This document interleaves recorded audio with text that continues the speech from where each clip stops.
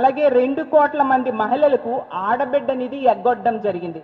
మనం తీసుకుంటే ఈ కూటమి ప్రభుత్వం అధికారంలోకి వచ్చి 15 నెలలైంది. వీళ్ళు ఏం చెప్పారు? ఎన్నికలు అయిన వెంటనే, కూటమి అధికారంలోకి వచ్చిన వెంటనే ఆడబిడ్డ నిధి అంటే 19 సంవత్సరాల నుంచి 59 సంవత్సరాల మధ్య ఉన్న మహిళలకి నెలకి 1500 చొప్పున ఇచ్చి తీరుతామని ఓదరగొట్టి ఎంతగానో ప్రచారం చేసుకొని మహిళలు ఓట్లు వేయించుకొని ఈరోజు 15 నెలలైనా కూడా ఆడబిడ్డ నిధి ఇవ్వకుండా ఎగనామం పెట్టిన పరిస్థితి ఎవ్వరూ కూడా మర్చిపోలేదు. దాన్ని సూపర్ హిట్ అంటారా అని నేను అడుగుతూ ఉన్నాను. ఆడబిడ్డ నిధికి కేటాయించాల్సింది 33,000 కోట్లు, కనీసం ఒక్క రూపాయి కూడా కేటాయించకపోవడం సూపర్ హిటా అని నేను అడుగుతూ ఉన్నాను. అలాగే తీసుకుంటే 1 కోటి మందికి నిరుద్యోగ భృతి ఎగనామం పెట్టారు. దీన్ని సూపర్ హిట్ అంటారా నేను అడుగుతూ ఉన్నాను. ఒక్క ఉద్యోగం కూడా ఒక్క నిరుద్యోగికి ఇవ్వలేదు. దాన్ని సూపర్ హిట్ అంటారా నేను అడుగుతూ ఉన్నాను. అలాగే రైతు భరోసా తీసుకుంటే మొదటి ఏడాది అంతా ఎగనామం పెట్టడం జరిగింది. ఇప్పుడు కూడా 7 లక్షల మంది రైతులకి ఎగనామం పెట్టారు. కేవలం 5,000 రూపాయలు మాత్రమే ఇవ్వడం జరిగింది. టోటల్ గా తీసుకుంటే ఈ రాష్ట్రంలో ఉన్న 53 లక్షల మంది రైతులకు 35,000 చొప్పున ఎగనామం పెట్టడం సూపర్ హిట్టా అని నేను అడుగుతూ ఉన్నాను. ఎంత దారుణంగా ఈ రాష్ట్ర ప్రజలకి మోసం చేస్తూ దగా చేస్తూ మళ్ళీ సూపర్ 6లు సూపర్ హిట్ అని ఏ మొహం పెట్టుకొని మీరు చెప్తున్నారు? చంద్రబాబు నాయుడు గారు, పవన్ కళ్యాణ్ గారు, లోకేష్ గారు అని మిమ్మల్ని ప్రశ్నిస్తూ ఉన్నాను. అలాగే అప్పుడు ఓట్ల కోసం ఎన్నో మాటలు చెప్పి వాటన్నిటిని ఈరోజు నీటి మూటలుగా చేసేసిన విషయం ఈ రాష్ట్ర ప్రజలందరూ కూడా గమనిస్తూ ఉన్నారు. యాక్చువల్గా సీఎం అంటే చీఫ్ మినిస్టర్ అని అర్థం, కానీ ఇప్పుడు చంద్రబాబు నాయుడు గారు మాత్రం సీఎం అంటే చీటింగ్ మాస్టర్గా ప్రజలందరూ కూడా అభివర్ణిస్తూ ఉండే పరిస్థితిని తెచ్చుకున్నారు. వీళ్ళు మోసం చేయడంలో మాస్టర్స్ డిగ్రీ పొందిన విషయం రాష్ట్ర ప్రజలందరూ కూడా గమనిస్తూ ఉన్నారని తెలుసుకోవాల్సిందిగా కోరుతున్నాను.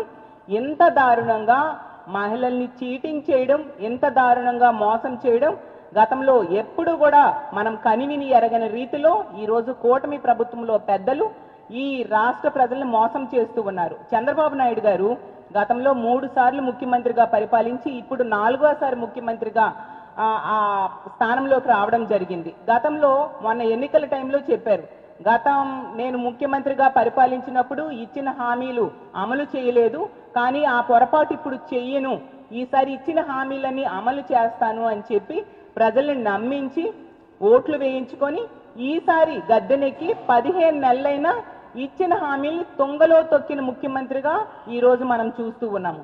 ఎంత దారుణంగా మోసం చేసిన ముఖ్యమంత్రి మనం ఎప్పుడూ కూడా ఈ రాష్ట్ర చరిత్రలో కానీ దేశ చరిత్రలో కానీ చూడలేదని తెలియజేస్తూ ఉన్నాను. అసలు ఈ కూటమి 15 నెలల పాలన చూస్తే ఈ రాష్ట్ర ప్రజలందరికీ కూడా అర్థమైపోయింది, ఇది కూటమి ప్రభుత్వం కాదు కోతల ప్రభుత్వము అనేసి. ఇది సుపరిపాలన కాదు శుద్ధ దండగ పాలన, అలాగే ఇది మంచి ప్రభుత్వం కాదు ముంచే ప్రభుత్వం అని ఈ రాష్ట్ర ప్రజలందరూ కూడా అర్థం చేసుకున్నారు. అలాగే తీసుకుంటే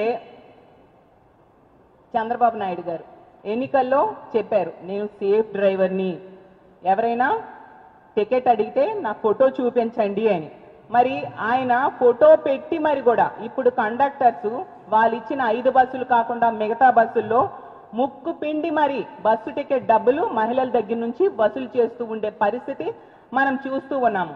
ఇది మోసము దగా కాదా చంద్రబాబు నాయుడు గారు అని నేను అడుగుతూ ఉన్నాను.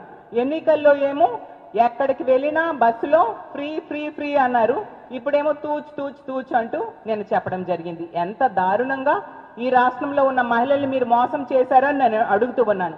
అసలు మీరు మేనిఫెస్టోలో ఎన్ని హామీలు ఇచ్చారు, అలాగే ఇంటింటికి బాండ్స్ పంచడం జరిగింది, ప్రతి బహిరంగ సభల్లో కూడా మీరు స్టేట్మెంట్స్ ఇవ్వడం జరిగింది, అవన్నీ కూడా ప్రజలు మర్చిపోయారు అనుకుంటున్నారా చంద్రబాబు నాయుడు గారు కూటమి ప్రభుత్వంలో పెద్దలు అని మీకు అడుగుతూ ఉన్నాను.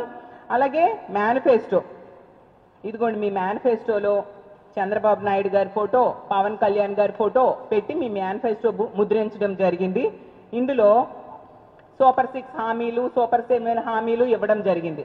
అందులో 6వ హామీ ఏం చెప్పారు? మహిళలకు ఉచిత బస్సు ప్రయాణం అని చెప్పడం జరిగింది. 4 మాటలు, మహిళలకు ఉచిత బస్సు ప్రయాణం.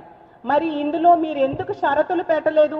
ఇప్పుడు పెట్టినట్టుగా కొన్ని బస్సులకే ఆ ఉచిత ప్రయాణం ఉంటుంది, కొన్ని బస్సులకు ఉండదు, నాన్ స్టాప్లకు ఉండదు, ఏసీ బస్సుల్లో మహిళలకు అర్హత లేదు, ఇలాంటివన్నీ షరతులు పెట్టాలి కదా, మీరు ఎందుకు పెట్టలేదు? అంటే అన్ని బస్సుల్లో ఈ ఉచిత ప్రయాణం అమలు చేస్తున్నాను అని చెప్పి ఆ రోజు నమ్మబలికి ఓట్లు వేయించుకొని ఈ రోజు నెట్ట నిలువుగా షరతులు పెట్టి మోసం చేస్తూ ఉండే పరిస్థితి మనం చూస్తూ ఉన్నాం.